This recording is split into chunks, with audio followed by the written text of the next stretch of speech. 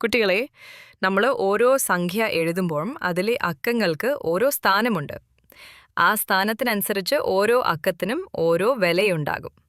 അതിനെയാണ് സ്ഥാനവില എന്ന് പറയുന്നത്. വൺസ് നമ്മൾ സാധനങ്ങളെ എണ്ണുമ്പോൾ 1 2 3 4 5 8 8 8 1 എന്നിങ്ങനെ ഒറ്റയായിട്ട് എണ്ണാതില്ലേ?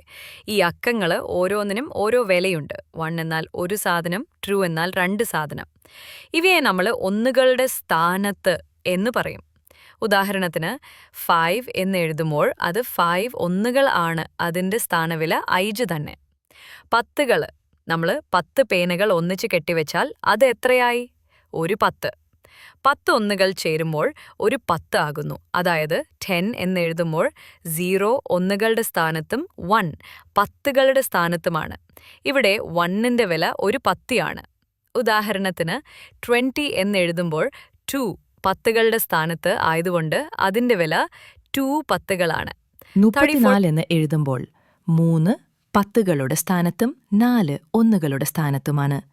3ന്റെ വില 30, 4ന്റെ വില 4, 30 + 4 = 34.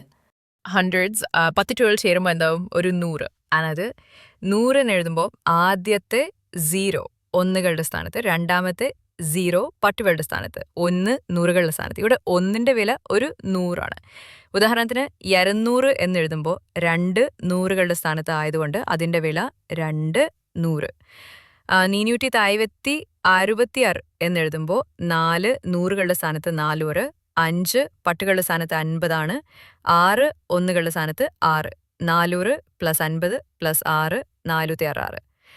പ്രധാന കാര്യങ്ങൾ: ഒരു സംഖ്യയിലെ അക്കങ്ങൾ എവിടെയാണ് ഇരിക്കുന്നത് അതിനനുസരിച്ച് അവയുടെ വില മാറിക്കൊണ്ടിരിക്കും. വലത് നിന്ന് ഇടത്തേക്ക് വരുമ്പോൾ ഓരോ സ്ഥാനത്തിനെയും വില 10 മടങ്ങ് കൂടുന്നു.